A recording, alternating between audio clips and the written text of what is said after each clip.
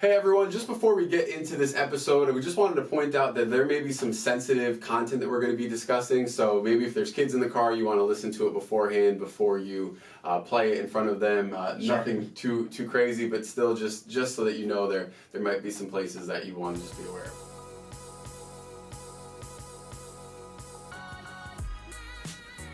Hello and welcome to the Preconceived Podcast, where today we are asking the question, how does a man win the women's NCAA championship for swimming? Incredibly easily. That is very With very little struggle. Yes, that looked like it came quite easy. Oh my gosh. So just to maybe give a little context for what we're talking about, I was on Instagram yesterday and I was scrolling through and I see this thing from ESPN celebrating Lia Thomas for winning the NCAA swimming championship for women. Oh, yeah. While he is in fact a man. Yes. His name actually is Will Thomas, who changed his name to Lia Thomas and is the first transgender athlete to win a championship. To be allowed to compete and to be allowed to dominate. And right off the bat, we've got to ask this question. What is ESPN doing celebrating this? I think they're being held at gunpoint.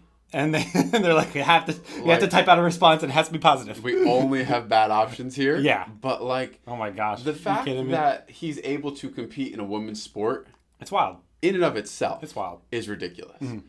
We, in our nation right now, we've just come out of the Me Too movement and we're still in it. And I really believe, just to get a little bit spiritual here quickly, that there are a lot of things that have been exposed over the past 10 years and that God has been allowing these things to come to light. Yes. Because we know that God cares about women as much as he cares about men, that there is no separation there. Mm-hmm.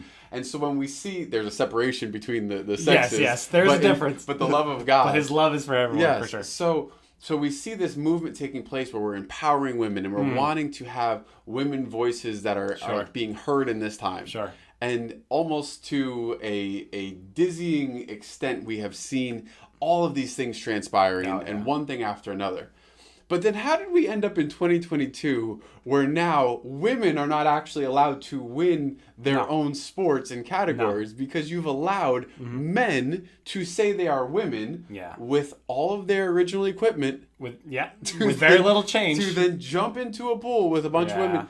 And then to excel because... And destroy it. He's physically gifted. And it's his fifth year, too. Right. So, I mean, and he was like a runner-up as a man in all these categories. And so all of a sudden, So I just think that to look at this is really important right now because if we are just allowing these things to happen, if we're allowing women to be cheated out of their ability with these other swimmers who have worked so hard and the records that are being broken. Without a doubt. Irreparably broken. Yeah. Like that record won't be broken for a long time. And these records that he is setting are records that people have fought for and worked for and trained for and all of these things. And now, what do they mean? And even in the sense that they're not allowed to complain because the proverbial woke monster that is making sure everyone is saying the right thing and doing the right thing is also hamstringing them. And they're not allowed to complain. They're not allowed to be like, hey, something is off here. Something's wrong.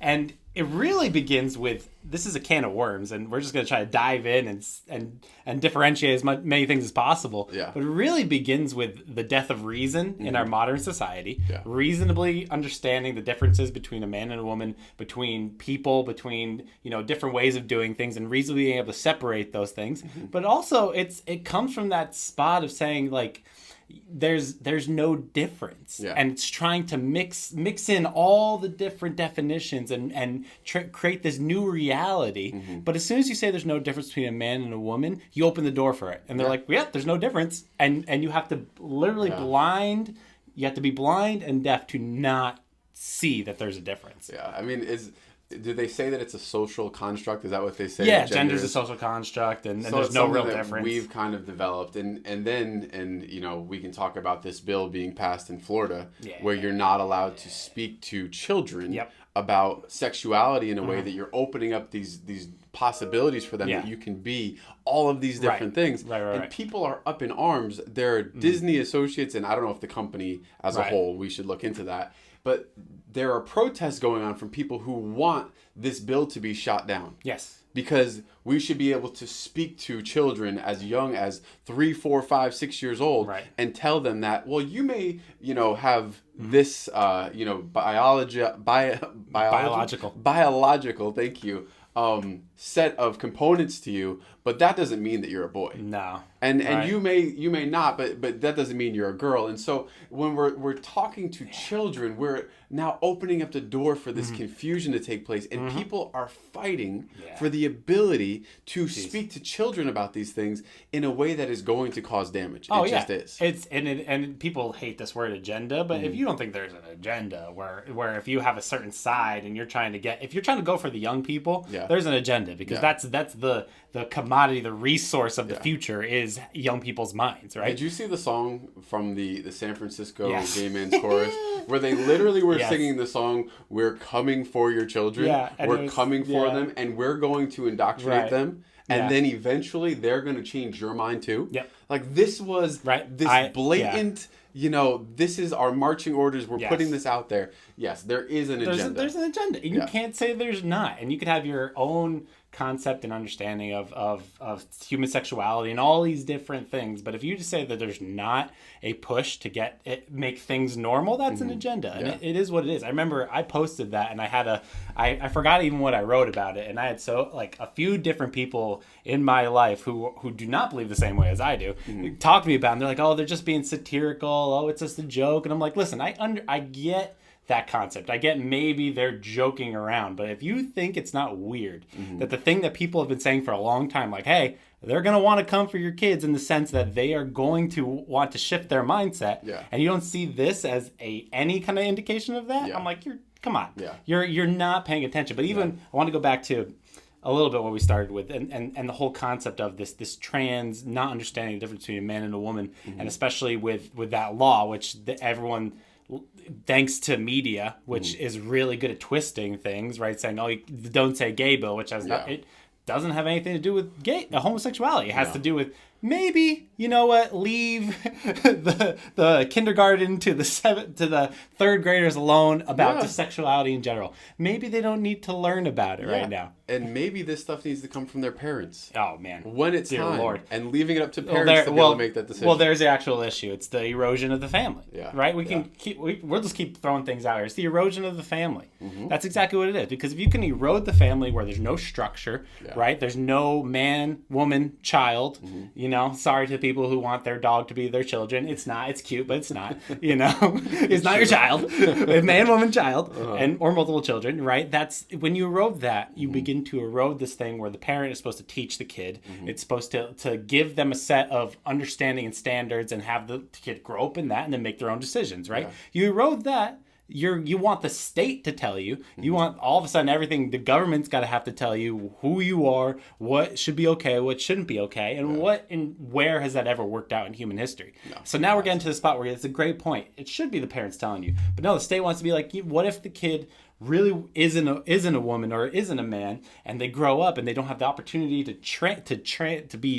shift before their hormones kick in, tripped before they to transition, right? That's the whole thing. It's like you want these kids they want them to give them opportunities to transition at a certain time before they hit puberty and all this different stuff. And it's like, let's back the train up. Kids don't know anything, right? Kids are really not equipped to understand. I almost said they're stupid, but kids don't have I remember me as a kid, I didn't have the understanding of whether I was a man or a woman, right? That whole it's silly to think that a kid can make that decision. That's what they're pushing for. If you're a little brother growing up in a house with sisters, there's a very good chance at some point you're gonna have makeup put on you and a dress, and you're gonna be like, hey, this is fun, this is make believe. Exactly. But then to take that and to turn that into, well, maybe they're just trapped in the wrong body.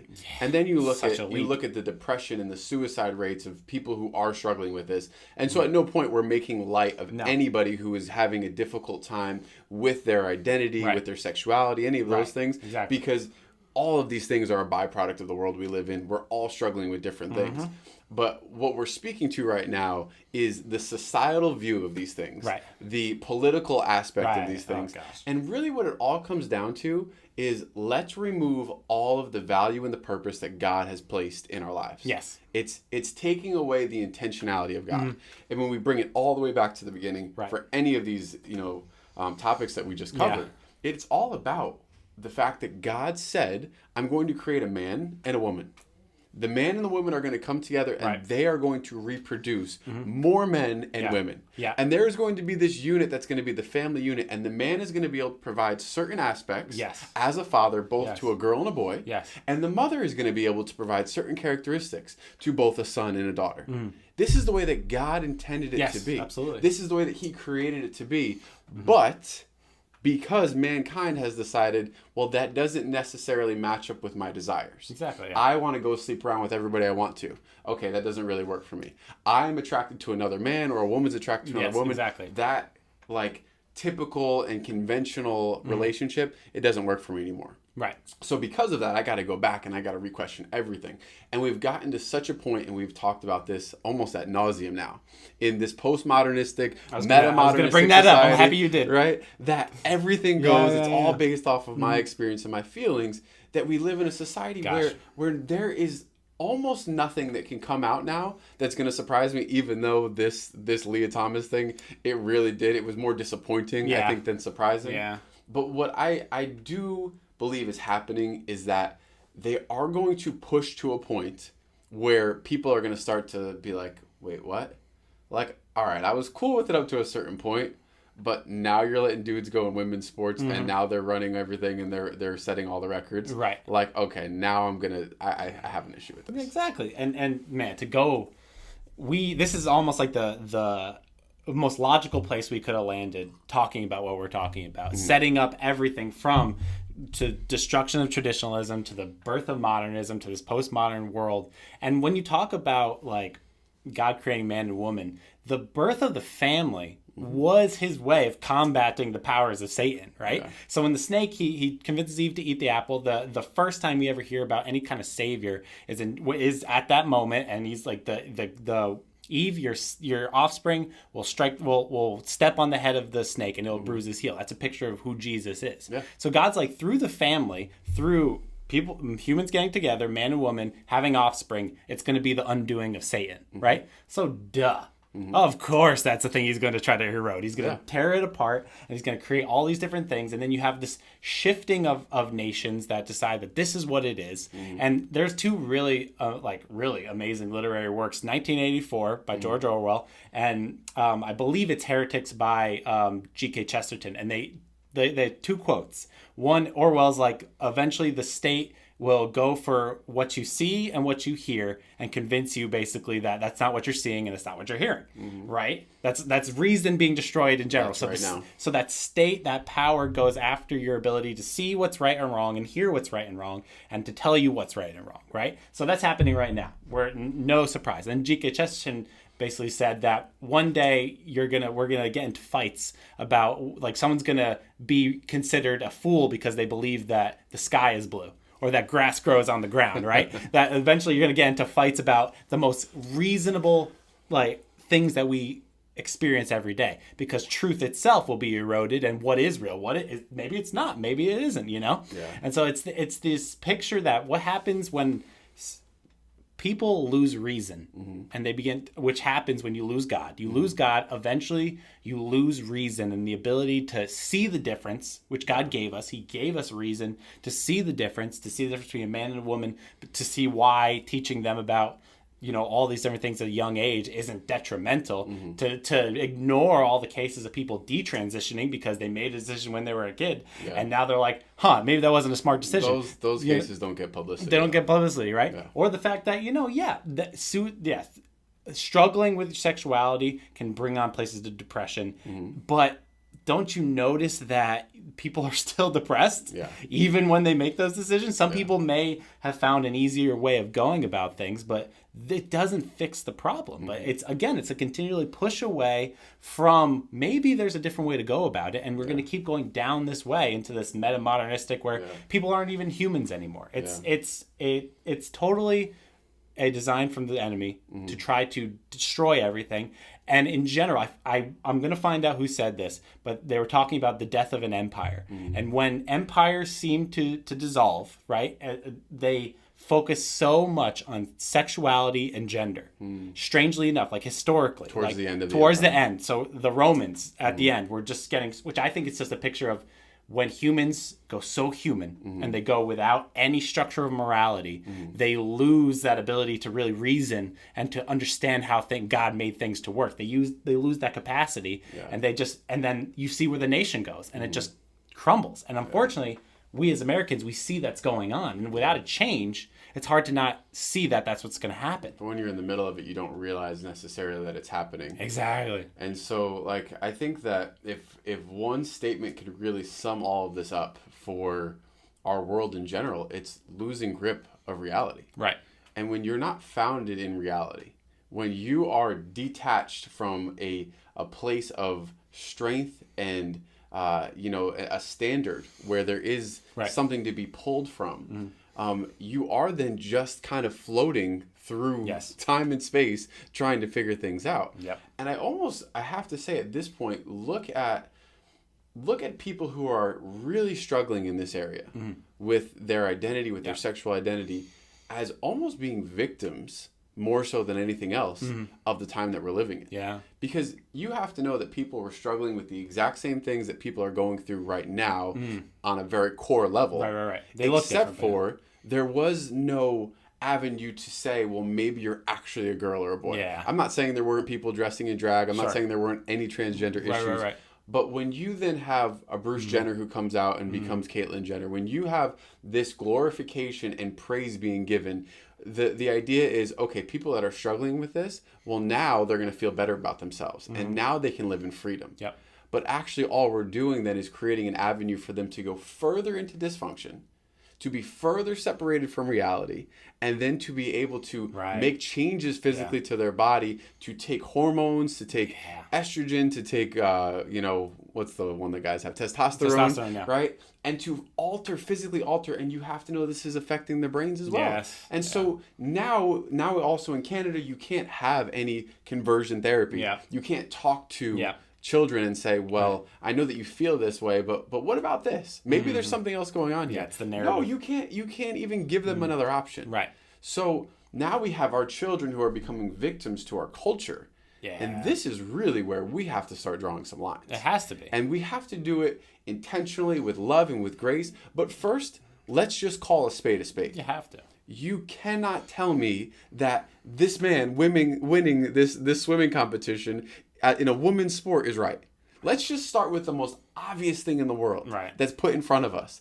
And then let's go a little bit deeper and backtrack and realize, okay, this is not good for us as a society. This is not good for us as a nation. This is not good for our world because in a lot of ways, America sets the tone for the rest of the world. So when we're talking about things like, let's talk about abortion. Like, we've had missionaries of our nation going out into all the world for hundreds of years bringing the gospel. But we've also had missionaries coming from our country as missionaries of abortion, of all of these other things that we have allowed to exist in our society to then go into the rest of the world. And it's like, we're a light on a hill, except for when we're showing people, all of the sin and glorifying it, and now the rest of the world is being affected by these things. Exactly. And if you as a person don't see the problem, don't see that any of this is a problem, and somehow you've managed to... Not yet, anyway. You've managed to not consider that losing our reason and understanding these definitions that we believe are created at the foundation of the earth, Look at these bills that are coming about saying you can kill babies. And even if you don't believe that embryo is a baby inside, which we do, even if you don't, these bills that are coming out saying you can kill a baby after it's born. right?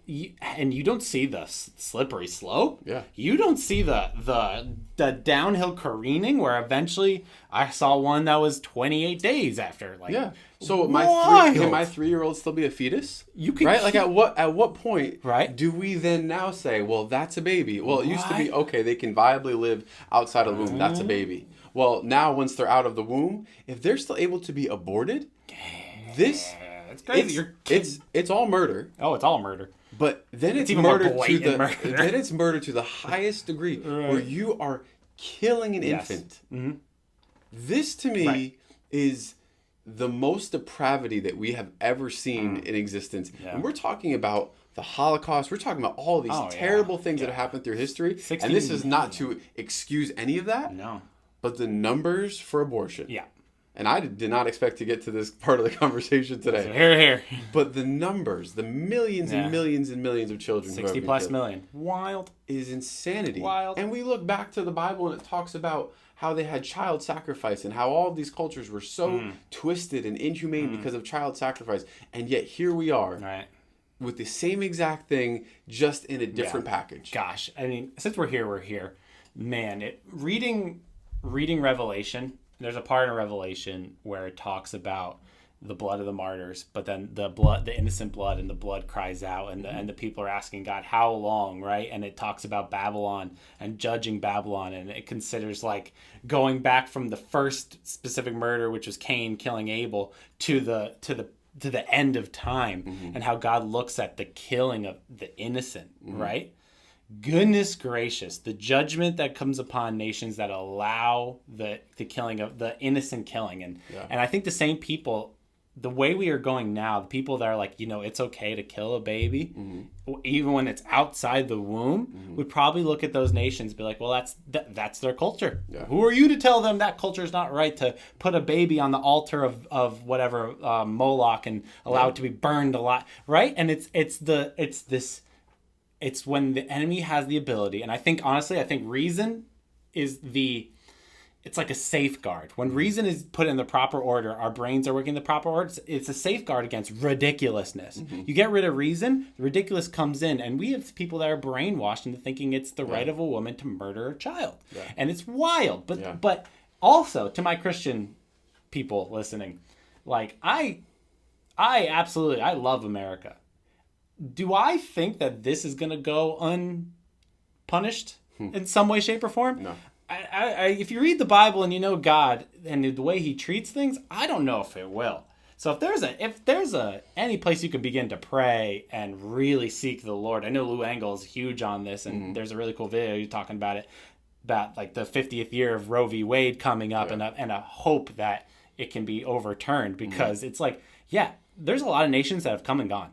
And usually there's a lot of depravity in those nations. There's a lot of killing of innocent people and a losing of reason and a weird overreaching of everything. And we are kind of at the precipice here, right? So to pray that, like, Lord, one, have mercy, but two, we got to stop this. And it's got to be ended, because it's eternally we need people to wake scary. up from the spiritual deception that has gone on. And just because you've heard about something long enough, just because something has been packaged a certain way for so long, does not mean that it is right. Does not mean that it is acceptable. Does not mean that we should close our eyes to it. No. And I don't know where the church was exactly during all this, and I'm sure there was strategy involved in how they passed Roe v. Wade and all these different things. And there are people even to this day, Christians, that will kind of not really look too critically at it. And once again, and I always feel that it's wise at this point to say, like, we're not bringing condemnation against any individual who has had an abortion. No. We're not looking with condemnation at anybody who has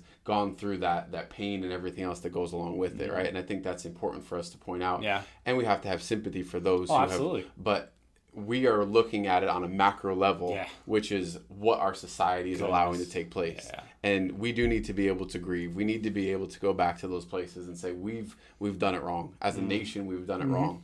Without doubt. Yeah, and so, but now when we're facing some of these issues, like, let's address it, let's be outspoken a little bit. Right. Let's not just be silent, because, you know, there are parts of this where it's like, what does it matter if a guy's winning in women's sports? But it's just like another step. It's another thing in that direction where what is happening in our world? What is happening in our nation that we care about? It absolutely matters, because, you know, like when you get a chiropractic adjustment, usually when you're feeling pain, it's not when the thing happened. It's usually the accumulation of the strain on your back or your spine. Yeah. These are the accumulations of the strain, right? These specific moments that pop out are the accumulation of a lot of different things. And we're just seeing that, right? There's a whole underbelly that's going on, and that's been allowed to go on for a long, long time. And it's even in the nature of politics, right? Like we're conservative in a lot of different ways, and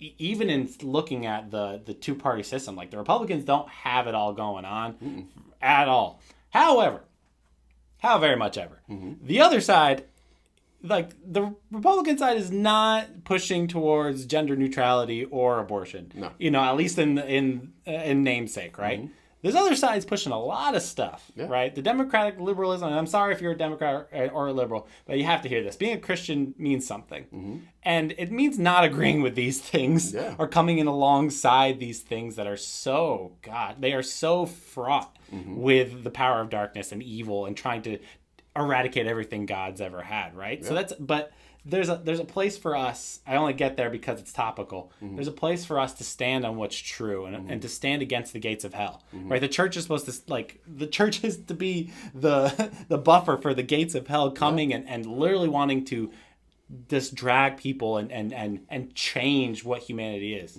right? And that is our purpose as Christians, is to stand against the gates of hell, which means also taking the non-narrative side, the narrative that's going on, and standing against it. When I see a bunch of people and a bunch of companies and a bunch of, you know, organizations all pushing the same thing, then I instantly am like, well, I got to look more closely at this. I was like, Ukraine. I was like, yeah, Ukraine. I was like, oh, yeah. Who are my allies on this one? When I'm looking at this whole entire conflict that's going on, obviously understanding that there are people in the middle of this.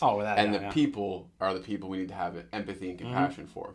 So just going back to what you were saying for a second, when these things are going on, the natural tendency almost is to become callous. You harden your heart. To be hardened to these things. And because there's so much stuff going on in the world around us, we're like, I don't want to look at another thing. Yeah. And we start to close our eyes. For sure. But then what also starts to happen is when there's a callousness and a hardening that happens, we tend to lose a sensitivity to the Holy Spirit. Yes. And what the Holy Spirit's calling us to do in this time is to be aware of what's going on. Without a doubt. So when the Bible says that if my people who are called by my name will humble themselves and pray and turn from their wicked ways and repent, I will hear from heaven and heal their land. Right. There is a component where we have to be in the middle of that, where we have to understand that we have a purpose in all of this. And so if we are going to take that place, we have to be able to see what's going on, go to God and say, God, in any of these situations, what are you calling me to do? How are you calling me to respond? How am I supposed to pray? Because we can get angry, we can get calloused, or we can turn to God. And that's really what we need to do. So we talked about a lot during this episode, and we really want to hear what you have to say. Thank you for leaving comments in some of our earlier videos. But leave a comment, like, subscribe, share, hit the notification button, all that stuff you're supposed to do on a podcast. But we love you and we appreciate you and hope you have an awesome week.